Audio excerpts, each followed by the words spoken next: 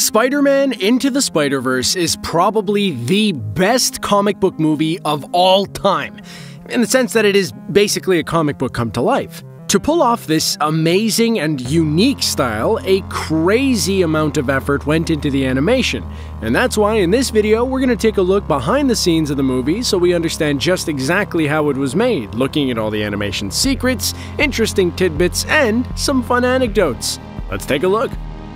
Spider-Verse, whose existence became known due to the infamous Sony hacks, was definitely a passion project for both the producers Phil Lord and Chris Miller, and the two put their hearts and souls into making the movie such a success. Part of the influence of the movie came when the two of them were walking down Olvera Street, an outdoor marketplace in historic downtown Los Angeles, when they noticed the amount of people wearing Spider-Man masks. Along with a line said by the legendary Stan Lee, this moment inspired them that anyone could wear the mask, and this became the driving force behind the movie, saying that they wanted to inspire young people to become heroes, inspire grown-ups to help them do it, and remind us all that you don't need to be bitten by a radioactive spider to do your part. You are powerful and we are counting on you. Visually, the duo wanted to immerse the viewer into the spectacle of the movie and make them feel like they were actually watching a comic book come to life, combining the latest computer-generated animation technology with hand-drawn artistry. They said, "It was very important to us that every frame of the movie was refined by the artist's hands after the visuals were rendered by computers. If you freeze any part of the movie at any time, it will look like an illustration with hand-drawn touches and all." But of course, this was no easy feat, and you just need to ask the likes of Hayao Miyazaki how much attention to detail goes into hand-drawn animation. This meant that the movie needed 180 animators to complete the project, which was the largest crew ever put together by Sony Animation Studios on a movie. It's not just manpower the production needed, but buckets and buckets of time. You're late. Again, just ask Miyazaki how much time goes into making an animated movie.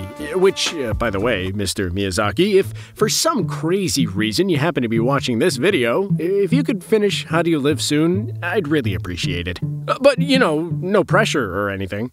Anyway, for an animated movie, it can sometimes take animators like a week to create just a 4-second sequence. And for Spider-Verse, because the animation style was so involved and sophisticated, it took on average 4 times as long to animate a second than it typically does for CG animated films. This meant that it sometimes took the animators a month to create a 4-second sequence, which in an industry where time is money is an absolute fortune. Thankfully for them, the movie was an absolute Oscar-winning success.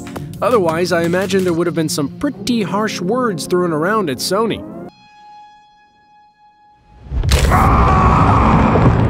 To create that comic book aesthetic, art director Dean Gordon said, "We broke down gradations and color values into areas and created shorter transitions between them to get a more illustrative feel in the scenes." They also played with lighting, or lack thereof, as another way of making the film seem more comic book-like, with art director Patrick O'Keefe saying, "We used dark shapes with just glimpses of light to describe them." It really extended the range of what we could and did put up on the screen. Another way they paid tribute to old comic books through the visual style was to imitate the imperfections of offset printing to give it that authentic comic book feel. To eliminate motion blurs, there were portions of the film that were run at 12 frames per second instead of the typical 24 frames per second. And there are also great chunks of the movie where Miles animates at 12 FPS, showing his inexperience as Spider-Man until he starts to grow into the role and becomes animated at 24 FPS.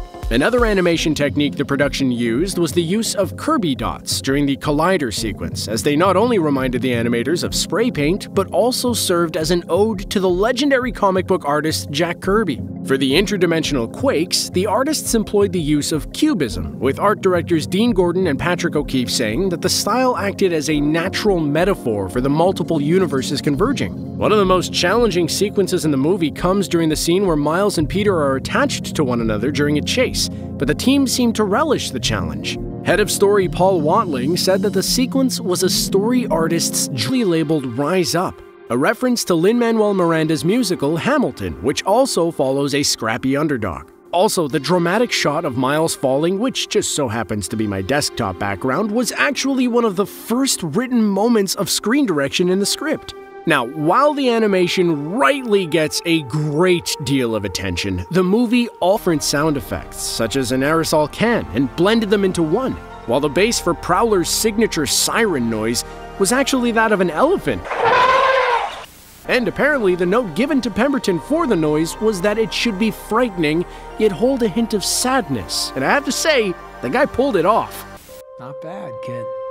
As you'll likely know, the movie makes a number of loving references to Sam Raimi's Spider-Man trilogy, but seeing as this is a behind-the-scenes video and not a Things You Missed video, I'm not going to dive too deep on them. One thing I will say, though, is that Peter B. Parker's messy divorce with MJ is actually a reference to Raimi's script for Spider-Man 4, which, of course, never made it to the screen. They stole it from me, Carmine! They took it! Which initially saw Peter and MJ getting married before eventually getting a divorce when it was revealed that Peter had an affair with Felicia Hardy. Raimi eventually changed his mind on this, but Sony canceled the project altogether as they didn't want to give Raimi the time to rewrite it. Also, before No Way Home made it cool, Spider-Verse actually pitched cameos from Tobey Maguire, Andrew Garfield, and Tom Holland, all playing versions of Spider-Man from different universes, but this was eventually nixed. However, Maguire was very nearly cast as the older Peter Parker, but Sony eventually decided against this too, as they figured audiences would find it confusing. Seriously, Sony, first you cancel Spider-Man 4, and then you stopped us having a Maguire cameo in the movie? And if Spider-Verse wasn't so good, you'd be on thin ice. You want forgiveness? Get religion.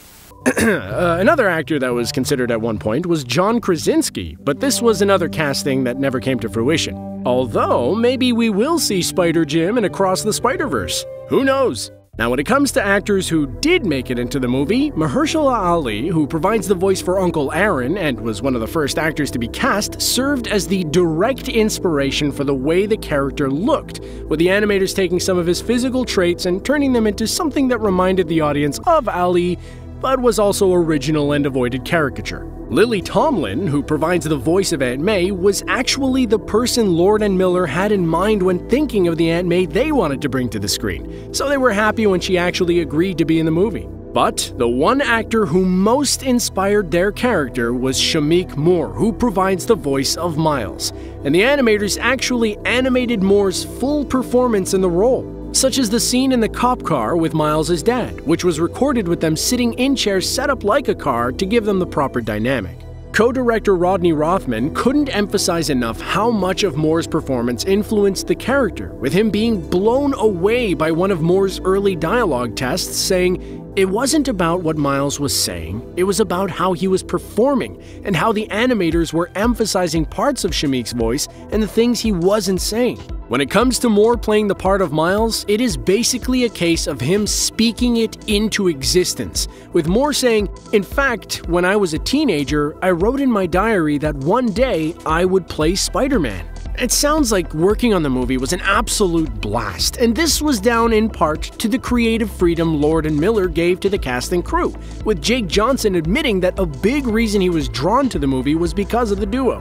Nicolas Cage, who was absolutely amazing as Spider-Man Noir, was happy about the amount of creative freedom he was given, saying, "It's no secret that I like to play with different sources. It was fun to go back in time and pull a little of that Humphrey Bogart essence."